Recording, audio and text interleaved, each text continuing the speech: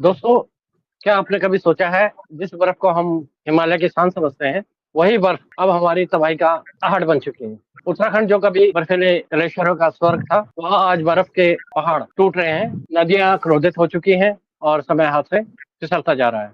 Gangotri glacier हर साल पीछे खिसक रहा है। केदारनाथ जैसे हादसे अब भविष्य नहीं, वर्तमान बनते जा रहे हैं। लेकिन क्यों?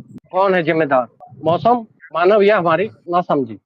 और अगर ये सिलसिला रुका नहीं तो क्या हमारे आने वाली पीढ़ियों को गंगा सिर्फ किताबों में पढ़ने को मिलेगी? आज की चर्चा उसी विनाश की ओर इशारा करने आई है, जिसमें छिपा है हमारी चेतना का आखिरी मौका। नमस्कार, मैं हूं प्रकाश और आप देख रहे हैं उत्तराखंड संवाद 1966 का एक और खास एपिसोड। आज हम बात कर रहे हैं जलवायु परिवर्तन और उत्तराखंड के ग्लेशियरों पर उसके नाटकीय प्रभाव। हमारे साथ है इस विषय के गवाह और विशेषज्ञ श्री कुंवर सिंह रावत जी, जल शक्ति मंत्रालय से सेवानिवृत्त वरिष्ठ अधिकारी और पहाड़ों की धड़कन को नजदीक से जानने वाले समाज सेवी। रावत जी, आपका बहुत बहुत स्वागत है आपका हमारे यूट्यूब चैनल उत्तराखंड संवाद 1966 में। धन्यवाद जी, थैंक यू जी। वीडियो शुरू करने से पहले अगर आप चाहते हैं कि पहाड़ की बातें पहाड़ तक सीमित ना रहे, तो इस वीडियो को लाइक करें, कमेंट करें और अपने ग्रुप्स में शेयर करें और चैनल उत्तराखंड संवाद 1966 को अभी सब्सक्राइब करें।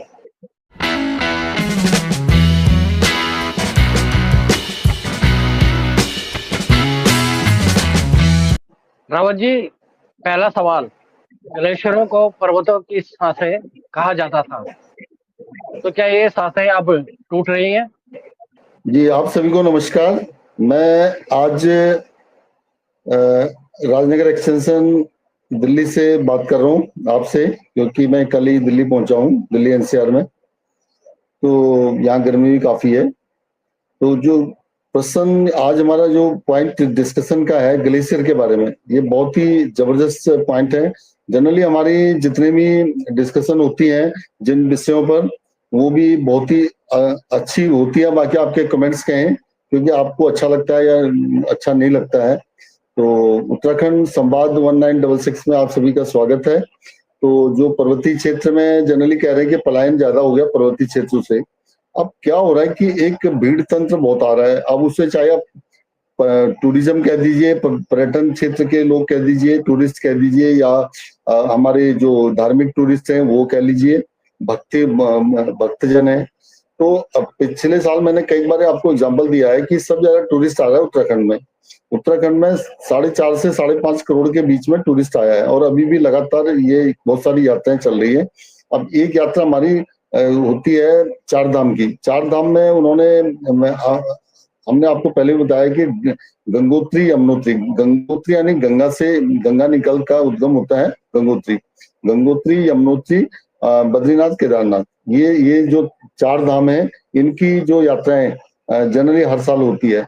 अब ये आज हम गंगोत्री जो ग्लेशियर है उसके बारे में, जो गोमुख से गंगा निकलती है, उसमें क्या हो रहा है कि बहुत सारा रिस्ट्रिक्शन बहुत अपनाई जा रही है, लेकिन फिर भी वहाँ काफी लोग वहाँ पहुंचने लग गए हैं। कुछ वहाँ पे प्लास्टिक के ये चीजें बहुत गड़बड़ करने लगे। उसकी वजह से क्या हो रहा है, जो ग्लेशियर है, पब्लिक की जो मूवमेंट हो रही है वहां पे आना जाना, और वो अपने जो वेस्ट को वहां पे डाल के आते हैं, तो गंदा करके आते हैं वो, उससे जो ह्यूमन एक्टिविटी ज्यादा बढ़ने से वो जो ग्लेशियर है हर साल औसतन 20 मीटर पीछे हट रहा है। और ये आप ये समझ लीजिए कि ये जो प्रक्रिया धीरे धीरे आगे चलती रहती है, हर साल औसतन चलती रहती है। तो क्या होगा कि एक जो इसे आप बर्फीली कैंची कह लीजिए या कुछ भी कटाव कह लीजिए, तो वो कटाव लगातार बढ़ता जाएगा और बर्फ पिघलती जाएगी। बर्फ का संरक्षण नहीं हो पाएगा, जो कि एक हमारा खजाना है। लोग कहते हैं कि खजाना हमारा मतलब ये सोना है या हीरा है। ये खजाना नहीं है, खजाना है ग्लेशियर का। उत्तराखंड का जो खजाना ग्लेशियर है, क्योंकि वहां से सब पानी, सारी नदियां ऑलमोस्ट वहीं से निकलती हैं, कुछ नदियों को छोड़ करके बाकी नदियां सारी ग्लेशियर वाली नदियां वहीं से निकलती है, हिमालय से। तो ये उत्तराखंड से बहुत नदियां निकलती हैं। तो इस वजह से ये क्या हो रहा है, जो तेज कटाव हो रहा है और जो पहाड़े जो ग्लेशियर दरक रहे हैं, तो इसकी वजह से ये चीजें होती जा रही है। कैंची समझ लीजिए उसको, एक बर्फीली कैंची उसको काट रही है। रावत जी, जलवायु परिवर्तन उत्तराखंड को किस रूप में प्रभावित कर रहा है? देखिए, आज ये आपका जो प्रश्न है ना, ये बहुत बढ़िया। केदारनाथ की आपने वो आपदा देखी होगी, वो बहुत खतरनाक जी, रही थी। बिल्कुल। तो ये जून के महीने की बात थी शायद। हम भी उस दिन 2 दिन पहले केदारनाथ जाने की तैयारी कर रहे थे, गांव से अपने गांव गए हुए थे। तो हमें लग रहा था जी, कि हमें भी जाया जाए, लेकिन ऐसा हुआ, वो अचानक मौसम चेंज हुआ। अब जो ग्लेशियरों का इतिहास को समझिए या साइंटिफिक तरीके से समझिए, तो होता क्या है, एक GLOF इसे कहते हैं, ग्लेशियर लेक आउटबर्स्ट फ्लड्स। यानी ये जो ना एक झील जमा हो जाए, जैसे केदारनाथ में झील जमा हुई थी, ऐसा होता है कई बार ही ऐसे वो फटते, मतलब बादल बादल जो है ना, बादल बन जाता है, बादल बन के फटने के वो होते हैं, और एक झील बन जाती है। झील झील जब बिल्कुल आउटबर्स्ट हो जाती है, तो वो क्या खतरा पैदा हो जाता है, बहुत खतरनाक चीज हो जाती है। गांव के गांव तबाह हो सकते हैं उसमें, और नीचे का, और पूरी जो एग्रीकल्चर लैंड है, या जो हमारी संरक्षित जमीन, जो फॉरेस्ट की रहे वो है, वो सारे के सारे ऑलमोस्ट उसमें खतरा पैदा हो जाता है। कृषि की इससे जो है ना, एक किस्म से कृषि तो खत्म ही हो जाती है। और आने वाले टाइम में एक जल संकट का जो जल संकट भी ये बन जाता है। कैसे नीचे आता है, आपने केदारनाथ की जो आपदा देखी है, उसमें यही चीज हुई थी। ऊपर ये पता नहीं चल रहा था कि इतने ह्यूमन लोग वहां पहुंच गए थे। अब केदारनाथ के बारे में छोटा सा एग्जांपल देता हूँ। 89 में हमारे यहाँ से कोई आदमी गए थे, तो उन्होंने कहा था कि केदारनाथ धाम में कोई भी आदमी ठहर नहीं सकता था। वो या तो सोनप्रयाग या गौरीकुंड में ही आते थे, सवेरे जाते थे, शाम को आते थे। लेकिन वहां पता चला कि 100 धर्मशालाएं और वो बन चुकी जब आपदा के टाइम पे, तो काफी नुकसान हुआ था। क्योंकि ह्यूमन की जो सांस है, उससे क्या होता है, एक कार्बन डाइऑक्साइड बनती है, वो काफी चीजें वो निकल के, मतलब वो एक घुटन सी होती है, और एक बादल बनने की ओर, जो एक आप साइंटिफिक रीजन आप किसी से पूछेंगे ये कि बादल बनता कैसे है, तो बादल ऐसे बना, तो वो धीरे धीरे एक लेक बनी, और वो जो बादल फटा है, पूरा लेक फटी है वो। पहले तो इतनी बारिश हुई, तो लेक फटी, तो वो नीचे कहाँ कहाँ तक कितने लोगों का वहां पे कैजुअलिटी हुई थी, ये आप देख सकते हैं। तो ये इसका मतलब GLOF यानी ग्लेशियर लेक आउटबर्स्ट फ्लड्स, ये बहुत खतरनाक होता जा रहा है, खासतौर पर ग्लेशियर के लिए। तो ह्यूमन की एक्टिविटीज, जो हमारे आदमियों की एक्टिविटी, यानी काफी यात्री लोग जाने लगे हैं, उस पर रिस्ट्रिक्शन लगानी चाहिए। ये हमारा सुझाव भी, ये बातें सामने आ रही है। जलवायु परिवर्तन है क्या, इसी से जलवायु परिवर्तन हो रहा है जी। दोस्तों, पहले बर्फ समय पर गिरती थी, अब असमय और अनियमित होती है। ग्लेशियरों के पिघलने से अचानक बाढ़ का खतरा हर गांव के ऊपर लटक रही तलवार है। कृषि की कमर टूट चुकी है और जल संकट बर्फ में छिपी आग बन चुका है। रावत जी, क्या उत्तराखंड के बड़े बांध और विकास कार्य भी इस जलवायु परिवर्तन को तेज कर रहे हैं? जी, आपने जो प्रश्न किया है जो विकास कार्यों का, अब बगैर विकास के, विकास और विनाश, ये दो शब्द हैं। जैसे गुण और दोष हैं, वैसे ही ये दो शब्द। अब कहते हैं कि विकास किया जाए, तो विकास जो है ना, विनाश को आमंत्रित करता है। अब ये केदारनाथ के उसमें हम पहले बता चुके हैं, ये हुआ है। अब हो क्या रहा है, टेहरी डैम बना रखा है इन्होंने, इतना बड़ा उत्तराखंड में। हम उत्तराखंड की जनरली ये बात कर रहे हैं। तो उसको बोला गया कि वो शायद 8.5 या 9 तक के रिएक्टर स्केल को, यानी भूकंप आएगा तो उसको झेल जाएगा। तो रशियन साइंटिस्टों ने वो बनाया, जो भूगर्भ शास्त्री वगैरह हैं, उन्होंने मिलकर बनाया है। तो कह रहे हैं 9 रिएक्टर स्केल को तक में वो हो सकता है, 8.5 तक तो आराम से झेल जाएगा। इतना तो शायद आता नहीं है, 6 पॉइंट या 7 पॉइंट से ही बहुत खतरनाक हो जाता है। अब हो क्या रहा है, ठीक है, वहां से आपको बिजली चाहिए, पानी चाहिए, और भी बहुत सारी चीजें चाहिए। तो आपको टूरिज्म चाहिए, पानी इकट्ठा है उसको, अब मतलब हर तरह से। अब दूसरी बातें क्या हो रही है, सुरंगें बन रही हैं। अब अभी आपने एक बीच में उत्तरकाशी के टाइम में एक सुरंग, जहाँ के 40 लोग फंस गए थे, वहां वो सुरंग अभी फिर दोबारा से बनने की ओर हो रही है, बन रही है। उसमें क्या है, पब्लिक के आने जाने के लिए। अब वो ऊपर पहाड़ी है, नीचे वो साइड में, इससे आगे फिर आपको ग्लेशियर भी मिलेंगे। वो ग्लेशियर अंदर की साइड में क्या हो रहा है कि जब सुरंग से वो किया जाता है, जो टनल इंजीनियरिंग है, जो टनल इंजीनियरिंग से किया जाता है, ये जनरली यूरोप में और यूएस में उनके जो पहाड़ है ना, आल्पस और एंडीज पर्वत जो है, वो काफी पुराने पहाड़ हैं। उनमें आप कितना भी वो कर लीजिए, कोई प्रॉब्लम नहीं होती, अंदर अंदर सुरंग बना लीजिए। और हमारे यहाँ क्या है, ये हिमालय जो है ना नया है, तो इसमें क्या सुरंग बनाई, जो टिहरी का जो खास तौर पर श्रृंखला है, उसमें लैंड स्लाइडिंग लगातार इसी वजह से होती रहती है।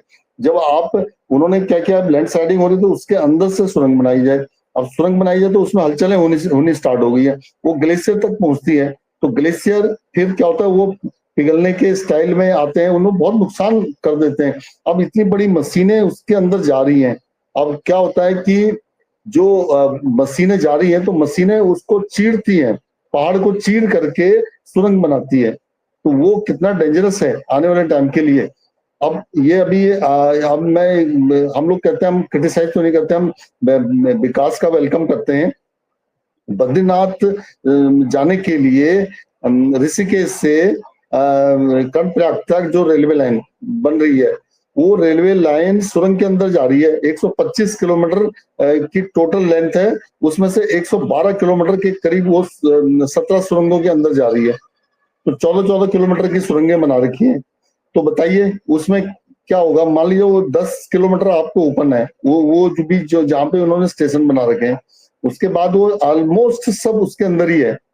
तो वो पूरा जो पहाड़ है, टिहरी वाला जो पहाड़ है, वो उससे अब उसको कितना नुकसान होगा, क्या होगा, ये इसके बारे में साइंटिस्ट बताएंगे। एक बार जब कोई चीज ऑल वेदर रोड भी बन रहा था, उसमें भी एक काफी बुजुर्ग हैं, वो सुप्रीम कोर्ट गए थे, चोपड़ा जी।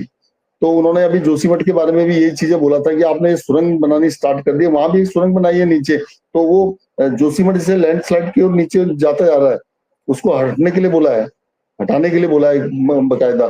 तो ये जो चीजें हो रही हैं, अब ग्लेशियर जोन में भी आप सुरंगें बना रहे हैं, ठीक है। अब वो चाइना वहां से बना रहा है, तो आप भी उसके पीछे हैं। तो चाइना की तो कितना नुकसान होता है वो तो कभी सामने आता नहीं है। हमारे नुकसान हर चीज में आता है। जो ये अभी ये उत्तरकाशी में सुरंगें आर पार करने में वो इतना टाइम तक वो फंसे रहते वहां लोग, तो वो कितना इंटरनेशनल वो हो गया था, हाईलाइट हो गया था न्यूज। और वो बाहर से फिर वो टनल मंगाई गई थी वैसे वाली, वो टनल से भी काम नहीं चला।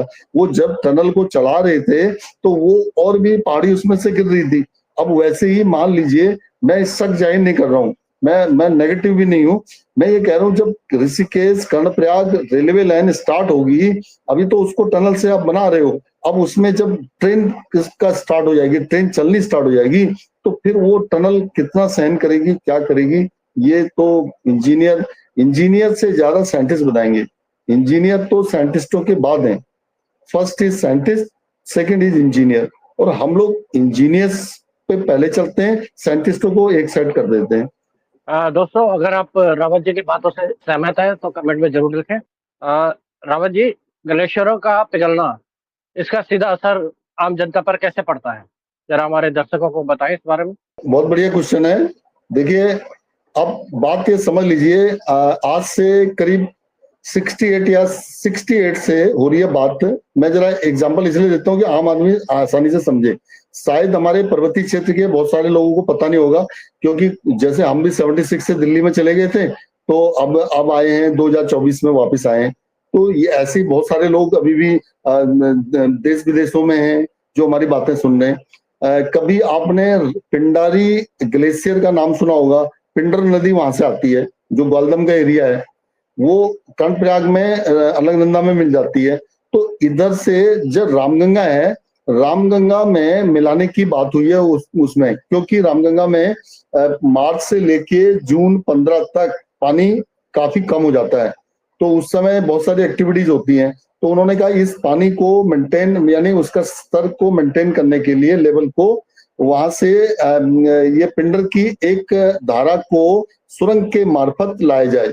लेकिन वो जो ग्रेविटी का सिद्धांत है, जो गुरुत्वाकर्षण का सिद्धांत होता है कि नदी इधर को बह रही है तो आप नदी को इधर को मोड़ेंगे। तो एक मुझे एक हमारे जो काफी सीनियर ऑफिसर थे, उनसे बात करने का मौका मिला था। तो केन और बेतवा नदियों को मिलाया गया है आपस में, जो मध्य प्रदेश का पहला केस है, जो 2 नदियों को मिलाने की बात आई है। अब यहाँ पर क्या हुआ था, यहाँ भी एक पिंडारी ग्लेशियर की एक उसको मिला करके, पिंडारी को मिला के रामगंगा में मिलाना था। ये बहुत बड़ी चीज थी। अब यदि आप प्रकृति के अगेंस्ट जाते हैं, प्रकृति अपना एक नया रूप, खतरनाक रूप भी धारण कर सकती है।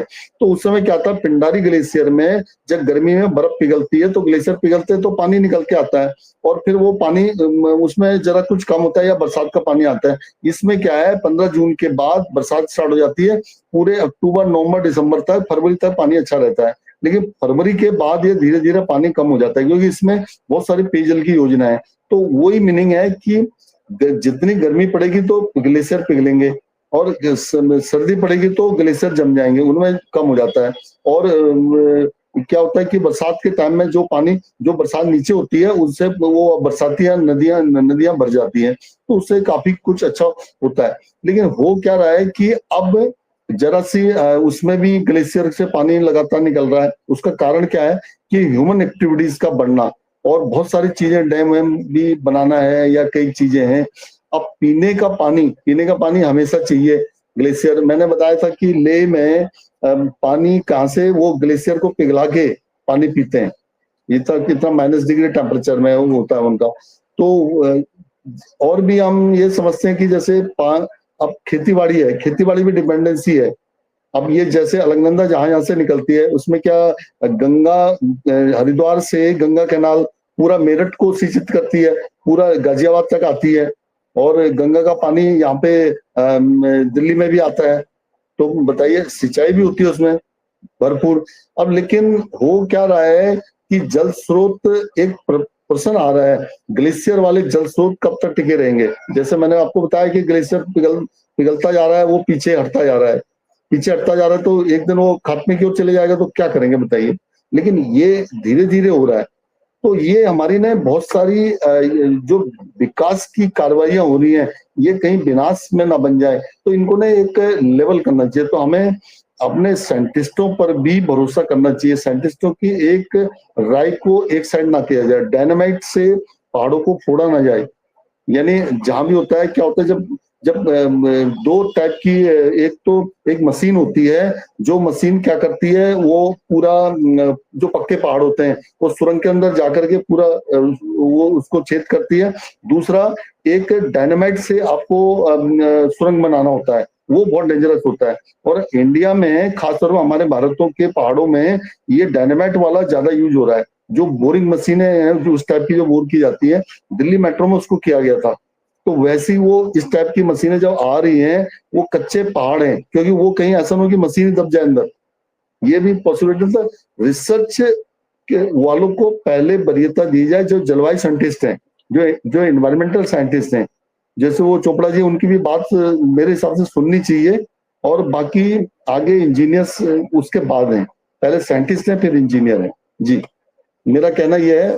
बाकी मैं आज ग्लेशियर के बारे में जो मेरे मन में आ रहा है, जो मैंने जो एक मेरा काफी सोच की बात है, वो मैं आपको बात बता रहा हूँ। जी रावत जी, हमारे पास ऐसे क्या विकल्प है, जरा हम इस बारे में जानकारी दें।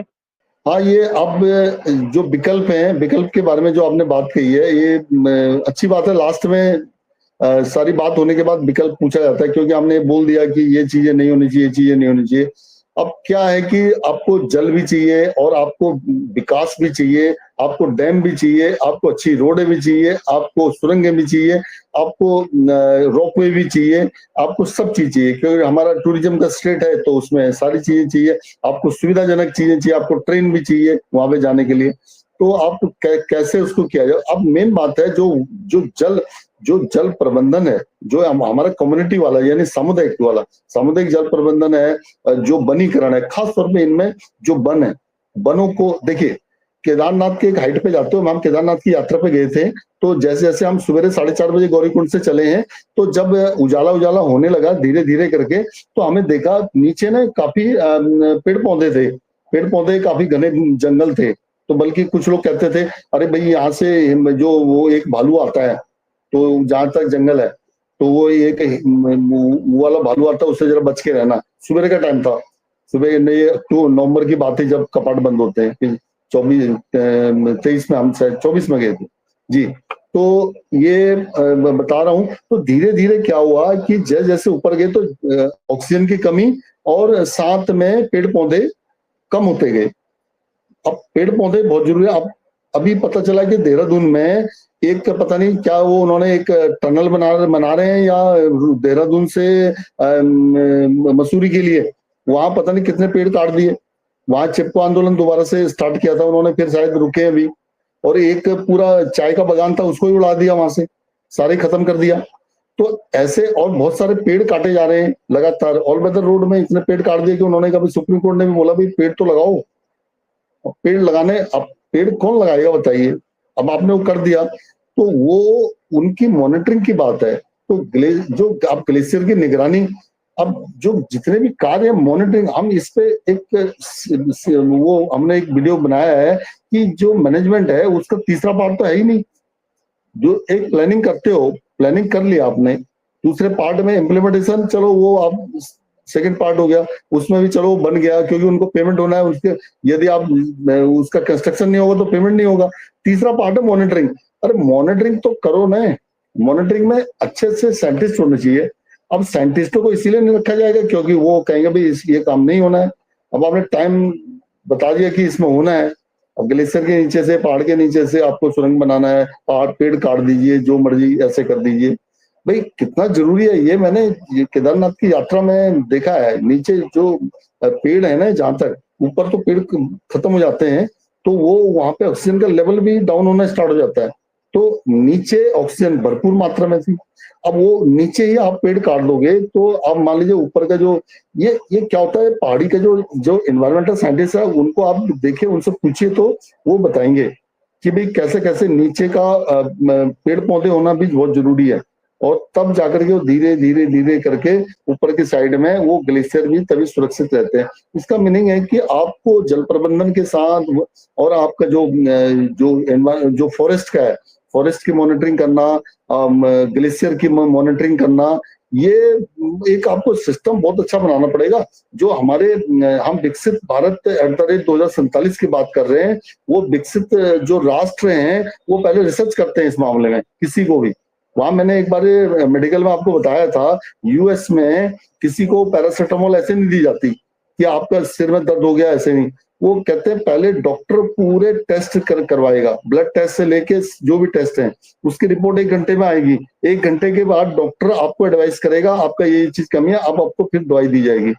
ऐसे नहीं है कि जाते ही आपको दवाई, या तो यहाँ पे तो कोई भी दवाई ले लेता है, तो यहाँ भी वही चीज हो गया, पहले यार आप कर दीजिए, बना दीजिए, बाद में देखा जाएगा। वो चीज नहीं होना चाहिए। हम गवर्नमेंट से रिक्वेस्ट करते हैं कि जो हमारे इतने साइंटिस्ट है, रिसर्च साइंटिस्ट हैं, इनका एक थिंक टैंक बनाया जाए, जिसे नीति आयोग बनाया है, उसमें भी काफी रिसर्चर हैं। तो वैसे हमारे थिंक टैंक, बाकी इतनी यूनिवर्सिटियां हैं, उनमें सब में रिसर्च का चीजें होनी चाहिए एनवायरमेंटल साइंस के बारे में खासतौर पे। तो मेरा कहना तो यही है, बहुत आसानी से बहुत कुछ हो सकता है, मॉनिटरिंग इसकी जरूरी है। और लेकिन ये कि बड़े बड़े ऑफिसर या बड़े बड़े साइंटिस्ट, इंजीनियर, इनको उस साइट पे जाना पड़ेगा। गंगोत्री में जाना है तो गंगोत्री में यात्री को ज्यादा साइंटिस्ट को जाना चाहिए। भाई पता कीजिए वहां पानी कितना गंदा हो रहा है, क्या हो रहा है, किस वजह से कि पानी। अब कई बार ये भी प्रश्न आया है, उन्होंने बोला है कि टेरी डैम में आपने पानी को रोक दिया है। आपको पता है कि टेरी डैम से अलगनंदा, जो भिलंगना भागीरथी, 2 नदियों का संगम होता है, तब वो टेरी डैम में पानी आता है। उसके बाद वो नीचे आप देवप्रयाग में अलकनंदा वहां से आती है, और इधर से भिलंगना जो भगीरथी आती है, भिलंगना पहले मिल जाती है उसमें, तो वो उनका पानी बहुत कम हो जाता है, वो रुका हुआ पानी। उन्होंने शुरू में बोला था कि ये पानी एक किस्म से गंगा का 50% अपवित्र हो गई है, क्योंकि आपको पानी को रोक दिया गया है, हरिद्वार में ये कहते थे। लेकिन बाद में बोला नहीं नहीं, वो क्या है कि वहां पे हाइड्रल प्रोजेक्ट लगाए गए हैं, यानी वो बिजली बनाने का प्रोजेक्ट। क्या ये साइंटिस्टों ने बताया कि पानी जलता नहीं है, पानी में प्योरिटी वही होती है, क्योंकि गंगा का पानी जो जड़ी बूटियों के थ्रू आता है, तो वो पानी खराब भी नहीं होता है। तो ये एक मैनेजमेंट है, ये हमारा एक समझाने का तरीका है, जो आप यदि इस चीज को समझ पा रहे हैं, जो मेरा मीनिंग है कि इसका मॉनिटरिंग और प्रबंधन मैनेजमेंट बहुत अच्छा होना चाहिए। जी, गवर्नमेंट को हम यही रिक्वेस्ट करेंगे। दोस्तों, अगर आपके गांव, आपके इलाके में पिछले 10 सालों में पानी कम हुआ है या मौसम बदला है, हमें कमेंट में लिखिए। क्या आपने देखा कि पुरानी नदियों की धाराएं कमजोर हो गई हैं? आपकी जानकारी हमारी वीडियो को और मजबूत बनाएगी। आज की चर्चा के बाद हम कह सकते हैं, जलवायु परिवर्तन कोई किताब की कहानी नहीं, ये हमारे आंगन में गूंजती चेतावनी है। ग्लेशियर अगर टूट रहे हैं तो समझिए हमारी व्यवस्था में दरारें पड़ चुकी हैं। ग्लेशियर हिमालय की आत्मा है, वो पिघलते हैं तो केवल पानी नहीं गिरता, संस्कृतियां बह जाती हैं। हमें निर्णय लेना होगा विकास की। दोस्तों, सरकार को चाहिए कि वह बांधों की नीति को पुनः देखें। युवाओं को चाहिए कि वे जल स्रोतों के संरक्षण में आगे आए, और समाज को चाहिए कि वह प्रकृति से जुड़ने की संस्कृति अपनाएं। उत्तराखंड का भविष्य नदियों से बंधा है, और नदियां ग्लेशियर से। अगर हम आप नहीं जागे तो ये बर्फ पिघलेगी, हमारी पहचान भी उसके साथ बह जाएगी। रावत जी, इस बेहद जानकारी और संवेदनशील विषय पर आपने अपने अनुभवों को साझा करने के लिए आपका बहुत बहुत धन्यवाद। Thank you. आपकी बातों ने निश्चित ही हर दर्शक को सोचने पर मजबूर किया होगा। दर्शकों से मेरी अपील है, इस वीडियो को ज्यादा से ज्यादा लोगों तक पहुंचाएं, ताकि जलवायु संकट को सिर्फ पहाड़ नहीं, पूरा समाज समझ सके। सब्सक्राइब करें उत्तराखंड संवाद 1966, क्योंकि संवाद से ही समाधान निकलता है।